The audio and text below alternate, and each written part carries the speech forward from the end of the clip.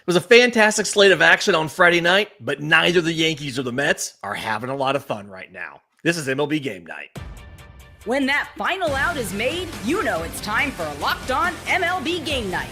All the post-game reactions to every game across the league, every single night, with insights only the hosts at Locked On can provide. Prepare to experience game day reactions like never before. Only on Locked On MLB Game Night. Your team every day. Yes, welcome on in to MLB Game Night, where we cover every single game, every single night, as only the Locked On Podcast Network can do it. I'm your host, Lindsey Crosby, host of the Locked On Braves Postcast. Follow me on social media at Crosby Baseball. That is Steve Lennox, host of the Locked On Red Sox Postcast, fresh off of a win in San Francisco. We're going to get to that. Follow him on the X at Lennox on Baseball. And Steve, a lot of stuff today. I want to get to Zac Gallen, Jack Flaherty having some rough days. I want to get to Tanner Bybee taking a tough luck loss, and O'Neal Cruz just deciding not to play baseball for a play. But first, today's episode is brought to you by our friends at FanDuel. And right now, new customers can get $200 in bonus bets when your first $5 bet wins. Okay, let's start. I teased the New York teams, right? Let's start Mets, Phillies. They're in Philadelphia. Phillies win this 10-2, meaning the Mets losing streak is now at 7 games. I've got Connor Thomas here. I want to let him give his thoughts from the Phillies' perspective about their victory. The Phillies absolutely rout the New York Mets in game 1 of the series. What a satisfying game it was for the Fighting Phils, and a big 7th inning. I'm Connor Thomas, your host of Locked On Phillies. Where do you start with this game? Zach Wheeler was awesome. The umpires, well, they made his day a little bit tougher, but you live with that. Then the Mets went to the bullpen, and all hell broke loose. You got a double slide at home plate. You got the Phillies dropping in blue pits everywhere. They didn't really hit a ball hard for a while there in the 7th inning, and still found a way to make it a 6-run inning. And maybe this is just what the doctor ordered against the Mets. The Phillies haven't played this team well, and tonight felt like a game that just changes the vibes of the whole season. A team you haven't played well against, taking the lead in the division, running it up, yeah, that feels pretty darn good for the Fighting Phils. Now, there's still a series to play, but they couldn't have wished for a better start. We'll talk more on Monday's episode of Locked On Phillies.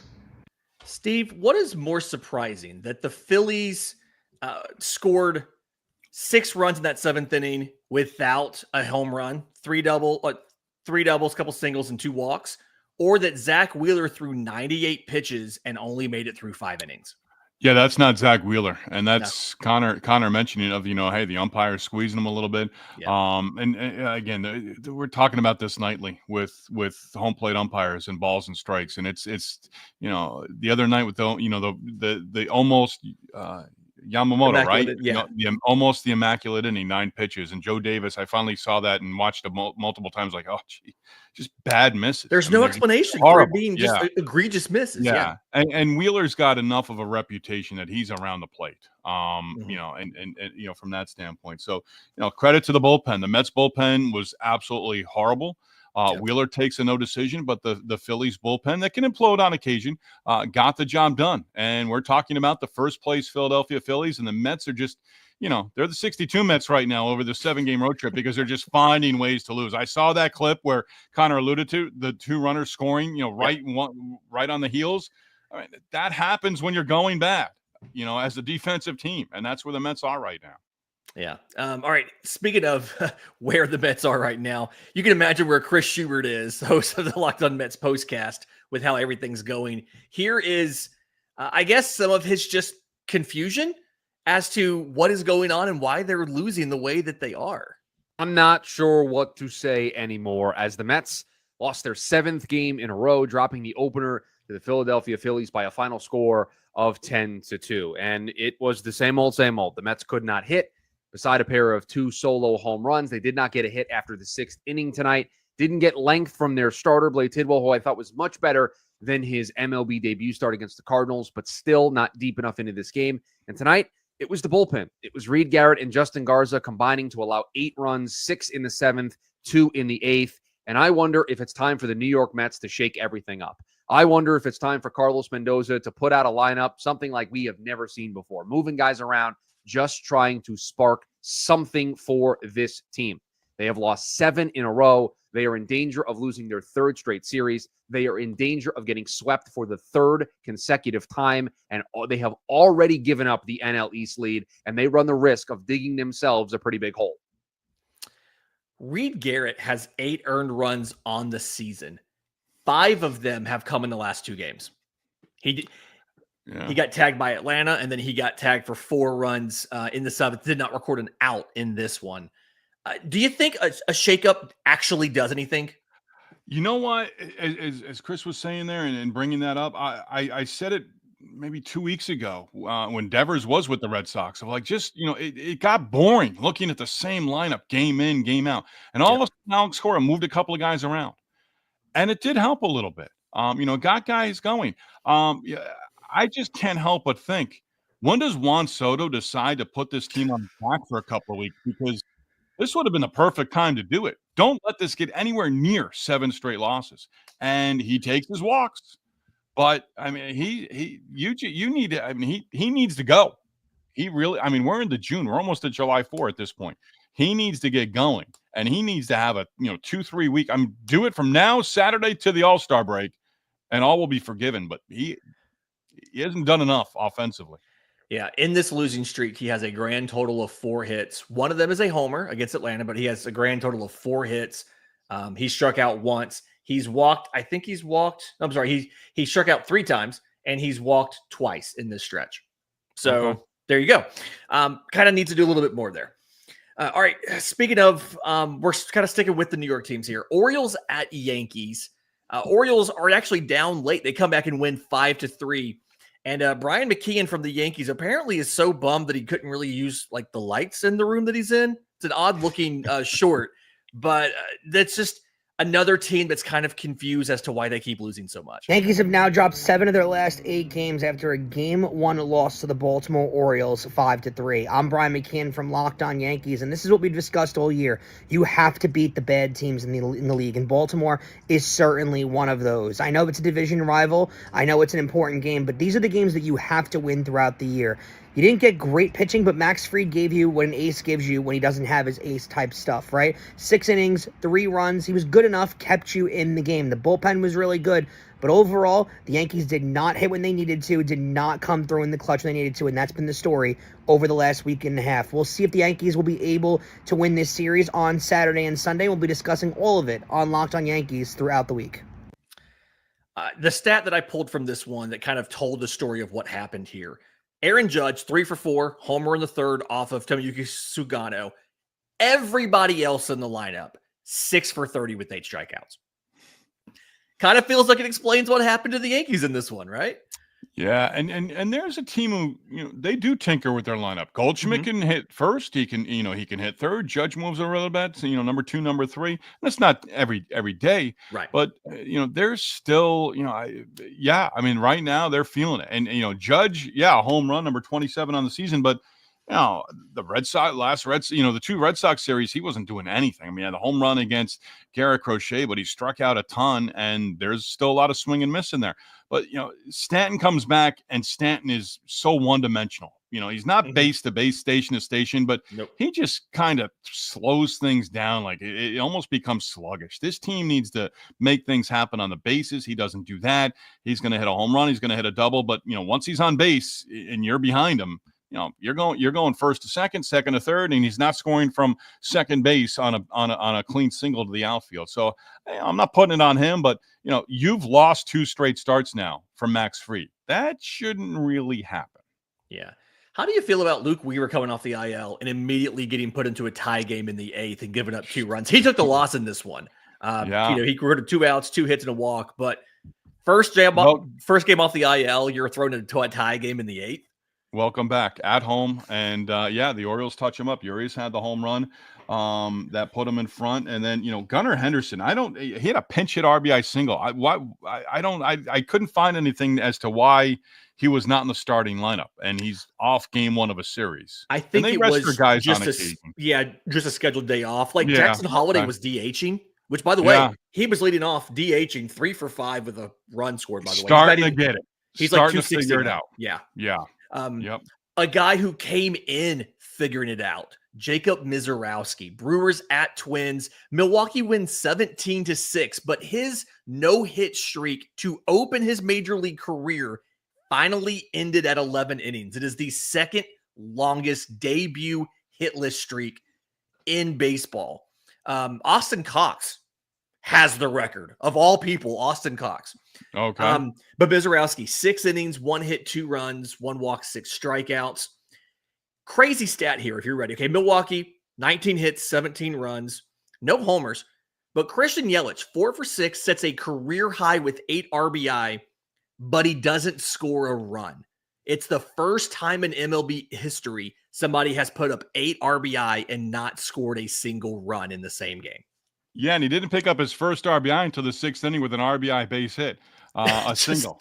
They piled it on late. Yeah, 3 different pitchers for Minnesota all had 4 more earned runs, including a position player tonight. And you mentioned it, and I was anticipating it, but I'm going through it. 17 runs, okay, 19 hits. Let me count up the home runs. None. Goose egg, 0. Put the ball in play. Hard contact. And 11 for 16 with runners in scoring position. Love it. I mean, just taking advantage of your opportunities. Like Joe Ryan wasn't bad. 3 earned runs across 5 1/3, 7 punchies. Like he punched plenty of tickets. He kept them in it, and the bullpen just absolutely collapsed. Minnesota grand total of 5 hits there. All right, I'll take Diamondbacks and Rockies real quick. Arizona won this one 14-8 in Colorado, but Zac Gallen had a bad day. 5 innings pitched, 10 hits, 7 runs. Gave up 2 homers in this one. Brian McMahon and Mickey Moniak, actually. So Gallen's ERA is now 5.60. But they won this because they got 21 hits. They got 4 homers. Eugenio Suarez went deep twice. They also had 4 doubles and a triple. So they had 9 extra base hits, and they went 5 for 13 with runners on scoring position. All 9 starters had a hit. 7 of them scored runs. Kind of feels like it's kind of hard to lose a game when that happens. And then Austin Gomber did Colorado pitcher things. 4 2/3, 9 runs on 12 hits. He's sporting an 8.38 ERA. Just rough day in Colorado for everybody. We got one more? Yep. Nationals at Dodgers. Yeah, Dodgers took that one 6-5, but barely. You got that? Yeah, Clayton Kershaw. Nationals could not put together a second straight win there. Clayton Kershaw 3-0 with the win. You can go 6 or 7, but, a 5-inning outing, gave up 2 earned runs. The 4 strikeouts moves them closer to 3,000, 2,992. So I'm guessing it's probably 2 starts from now that he reaches that terrific number of 3,000 career strikeouts. Gave up home run solo shots to Rosario and Adams. Mackenzie Gore, you mentioned Gomber, rough outing. Gore walks 4, strikes out 4, 5 2/3 innings, 6 runs, and 4 earned for the Nationals. Again, they've dropped 12 of 13. Yeah, CJ Abrams throwing error, 7th of the season. I feel like it's a matter of time before they find a new shortstop and move him off of it because he just keeps having all these defensive errors. All right, in just a second, we're going to talk about my Atlanta Braves and how they definitely harnessed the momentum of that Mets sweep when they went to Miami this weekend. We'll do that next right here on MLB Game Night. If you're looking for a snack that's both delicious and nutritious, crack into a good source of protein with Wonderful Pistachios. Because Wonderful Pistachios, it's one of the highest protein nuts. Each 1 ounce serving has over 6 grams of protein, giving you over 10% of your daily value. Plus, they're packed with fiber and better for you unsaturated fats to help you keep feeling fuller for longer.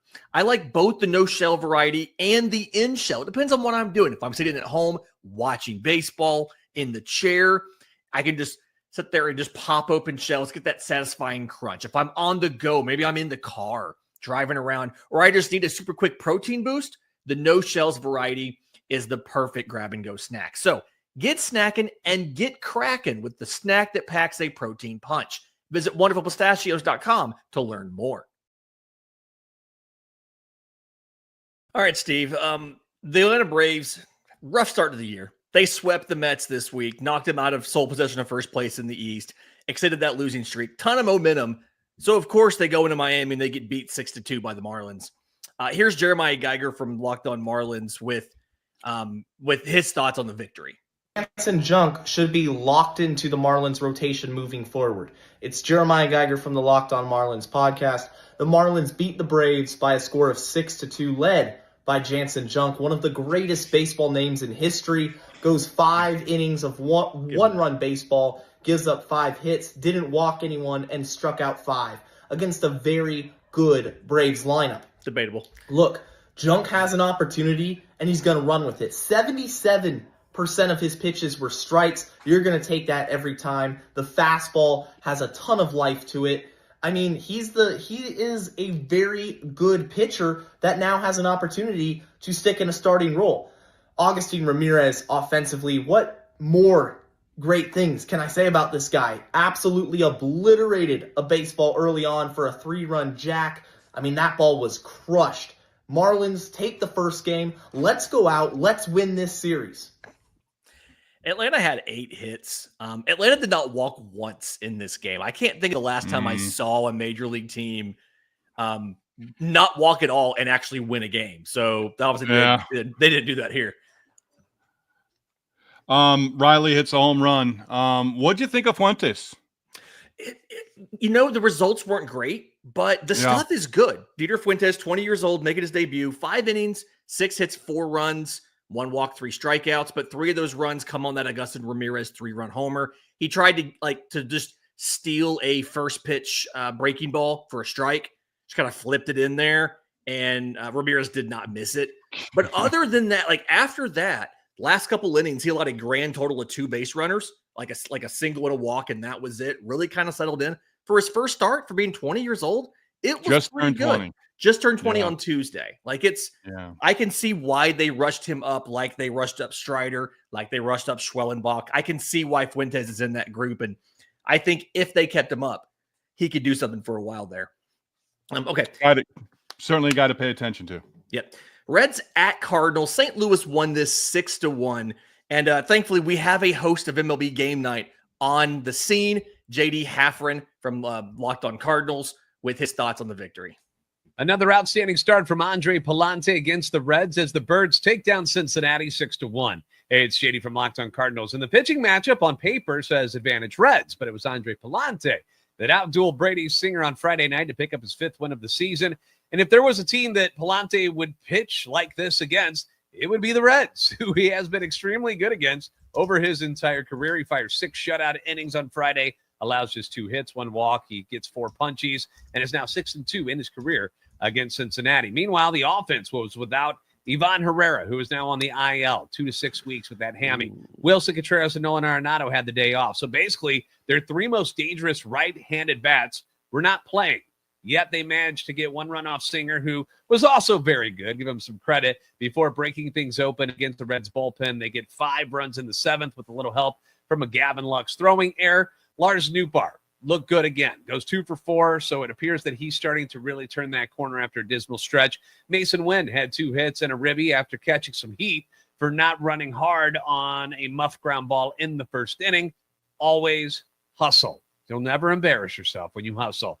It wasn't a pretty game by any means, but these ugly ones, they count too. And that's now 4 in a row for the Cardinals, which, although modest, is the longest current winning streak in baseball. For the latest updates and info, be sure to keep it Locked On Cardinals. How nervous are we about the Reds having only 4 hits and going 0 for 3 with runners in scoring position? Not a lot of opportunities.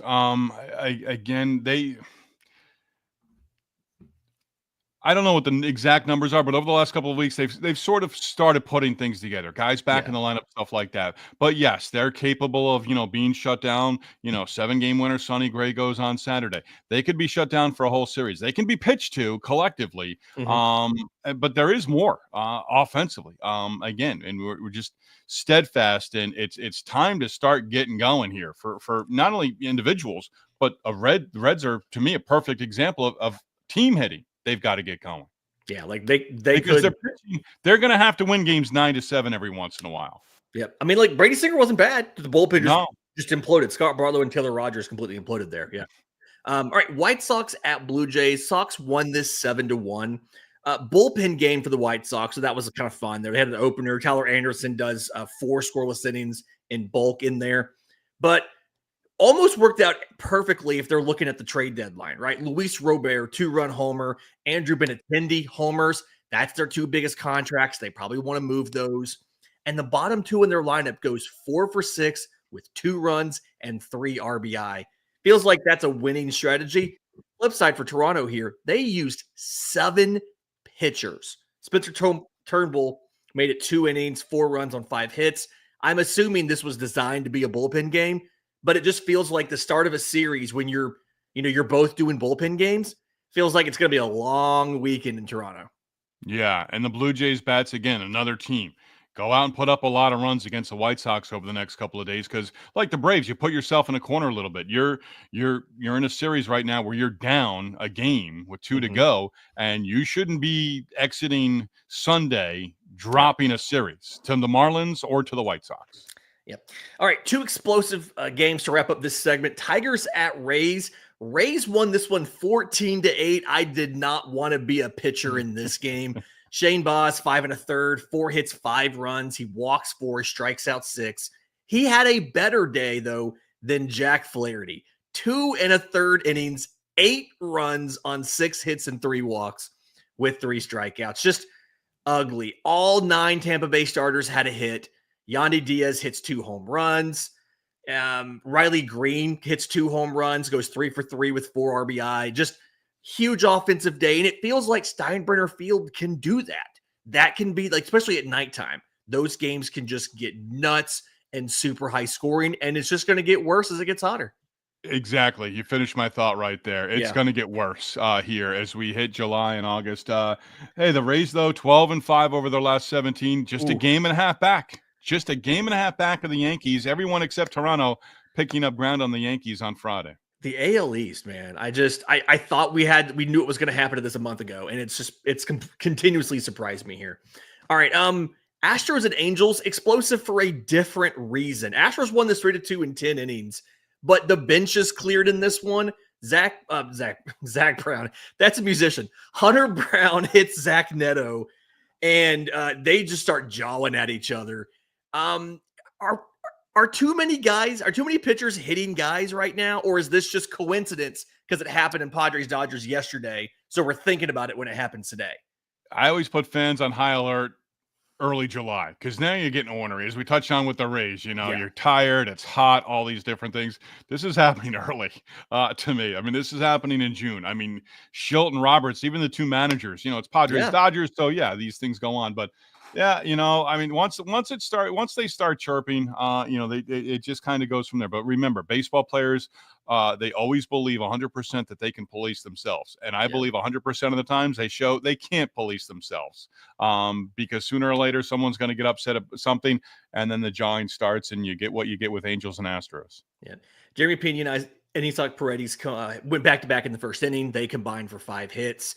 Flip side, Joe Adele, Christian Moore. Christian Moore got his first career home run. They both homered for the Angels. And Yusei Kikuchi in the revenge game. 7 innings, 6 hits, 2 runs, no walks to 9 strikeouts. But LA loses because they went 0 for 8 with runners in scoring position. In case you guys can't tell, it kind of means something to me. All right, we talked about one minor league park. We come back from break. Let's talk about Guardians at Athletics because that's another minor league ballpark. We'll do that next right here on MLB Game Night.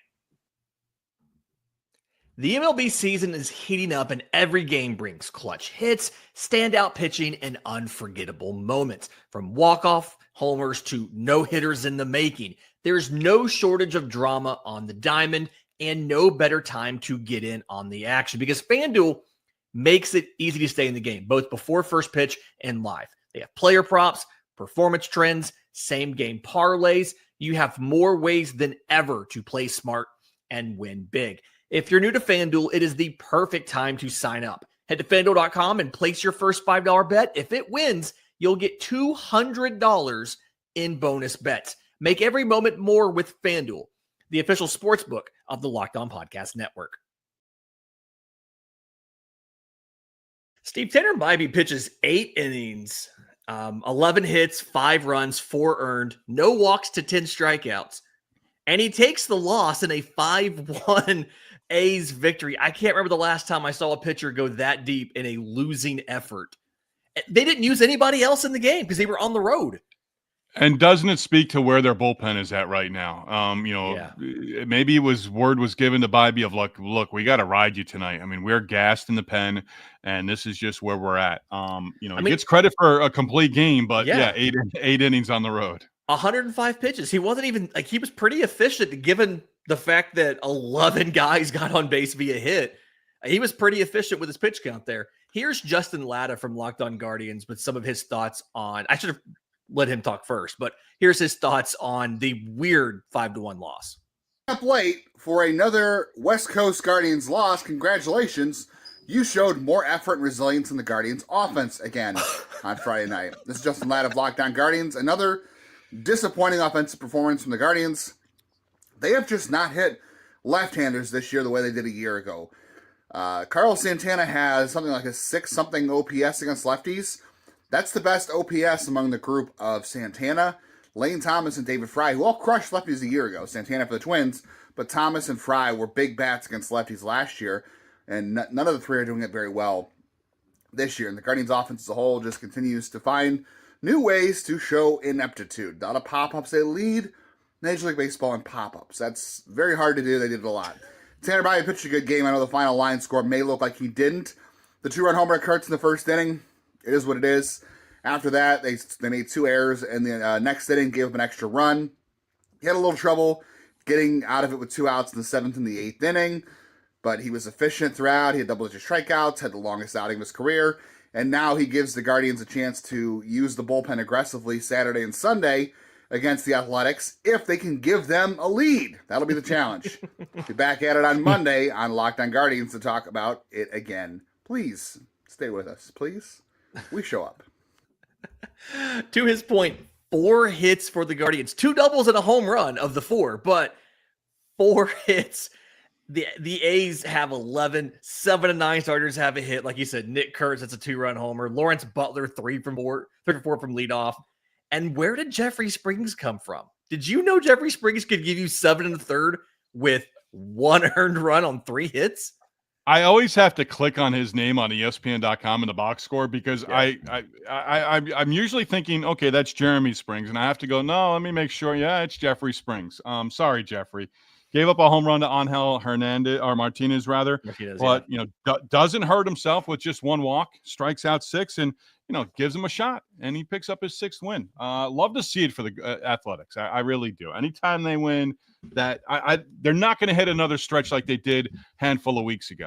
So I don't think they hit 500 this year. Sorry. But overall, I mean, you're still building. You're still building. And it is a very fun team to watch. A lot of young offensive talent. Very fun team to watch. I enjoyed that. All right, we've got about 5 minutes. We've got 4 games left, but one of them is yours, and I want you to give you a chance to talk a little bit. Red Sox at Giants. First game against Raffy Devers since the trade. You won this 7-5. How'd you feel about the win, Steve?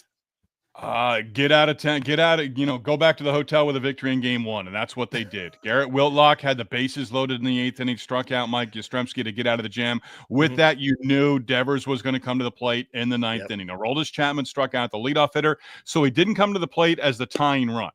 Chapman was amped up. Struck him out, 102, struck him out. Devers goes 0 for 5. Chapman got Flores on a pop-up, ball game over. Cedar Rafaela home run in the 6th inning, broke a 5-5 tie. They add another run on, and they win 7-5. Dobbins did not get an out in the 5th inning to the bullpen. 5 scoreless innings. Whitlock again bent but did not break in that 8th inning. And the Red Sox 3 over 500, Lindsay, for the first time since late April. It's weird you trade the best hitter on your team and immediately do that. But when you get performances from your 8 and 9 hitter like that, 5 for 8 for Rafael and Hamilton with, I have this right. I have 4 RBI, 3 runs, the 2 homers. Like that definitely helps. And it was weird to me. Both Hayden Birdsong and Hunter Dobbins allowed 5 runs, 4 earned in their outing. But the difference was Dobbins had 5 walks and 1 strikeout. Birdsong had 1 walk and 4 strikeouts. And then the whole thing, San Francisco, 7 hits, all singles, 2 for 10 with runners in scoring position. You did this to yourself. Yes, 100%. All right, Rangers Pirates. We got to talk about this. This was weird. Rangers win this one 6-2 behind a good DeGrom start, 2 earned over 6 innings. But in the first inning, O'Neal Cruz, there's a runner on first, and O'Neal Cruz gets a line drive, bounces in front of him, and he goes to grab it off the turf and make a throw. Like, you can tell he's ready to make a throw. The ball's slightly off to the side, but it skips off of his glove and rolls towards the warning track, and he just stops. He stops and turns around and look. He doesn't run after it. He just stops and stands there. Adam Frazier runs over from right field, gets it. They make the relay throw, but the runner scores from first. They don't get the runner from first on a line drive to center field. It scored a single and a 2-base error. And then he goes 0 for 5 in the game. How do you let O'Neal Cruz finish this game when he gives up on a play halfway through after he made a mistake? We're no longer in an era where he's lifted right there. Go back to the 70s and Billy Martin and Reggie Jackson at Fenway Park. But yeah, it's just bad all around. And, whether it's Frazier who had to track that one down or anyone else in the dugout that next half inning, you light into him and you let him know it's not acceptable. And he's got to take ownership of it. It's just bad optics, and it just simply cannot happen. And to me, to a certain degree, it can't happen at your home ballpark. It almost amplifies it a little bit for me that this happened at home. Yeah, and it's like, Don Kelly, like, I know you are an interim manager, but like, if you want to be a full-time manager, this is the type of situation where you have to assert yourself and say, hey, this is not okay. Like, so many cool things happen in this game for the Rangers. Adolis Garcia goes 3 for 4 with a homer and all that stuff. And we're talking about a very obvious, this dude stopped trying in the middle of a play and you let him play the game. It just blows my mind. I just, so many other teams would have just benched him immediately. And I don't know what the Pirates did here. It's not about upsetting O'Neal Cruz by taking him out of the game. You're losing the rest of the guys in the clubhouse because a lot of them are thinking, we got to do something here. What are we doing here? And he goes 0 for 5. Yeah. So, All right, we've got Mariners Cubs. You want to take that one? I'll take Royals Padres to close the show. Sure. Hey, Yep. Cal Raleigh, a couple more home runs, 3 runs batted in. Now 29 on the season. Another day in Raleigh with home runs. Had a 2-run home run in the 7th inning that put the Mariners up 6-4. Mitch Garver also had a good day as well. 2-run home run in the 6th inning, made it 4-4, and then he had a 3-run home run in the 9th inning. Seattle penned 4 scoreless, and Raleigh, again, 29 home runs on the season. I believe that passes Johnny Bench most home runs by a catcher before the All-Star break, and that's a little different, the number of games and all that stuff. But still, again, I just pose the question: why is anyone pitching to Cal Raleigh at this point in time? Also, Reese McGuire had a homer in this game. So 5 homers from catchers in this game. That might be a record. I don't know what the record is, but that feels like it's probably a record. I'm sure Elias will be all over that tomorrow. Royals at Padres. Royals hang on to win this one 6-5, and they really needed this. Bobby Witt Jr. solo homer in the first. Jonathan India, 3 for 5 with a homer. Michael Garcia, 3 for 5. Michael Lorenzen gave him a good start. 2 earned over 5 1/3. And like Nick Pivetta was good for the Padres, 4 earned runs and 4 2/3. He wasn't great. He was good. He was okay. But Jason Adam in the 8th inning, 3 hits and a walk, gives up 2 earned runs, strikes out the side, but gives up 2 earned runs, takes the loss. Just feels like the Padres have been running that bullpen and running Adam specifically very hard. He didn't pitch a lot on back-to-back days in Tampa. They're having him do it. Manny Machado's solo shot in the 9th wasn't enough to bring it back. And again, 6-5 win for the Royals. Steve, we got about 30 seconds left. Final thoughts on the day that was across Major League Baseball? Right now, present moment, when you reference the Philadelphia Phillies, you have to reference them as first place Philadelphia Phillies, the leaders of the NL East. I'm just happy it's not the Mets. For Steve Lennox, I'm Lindsey Crosby. This has been MLB Game Night.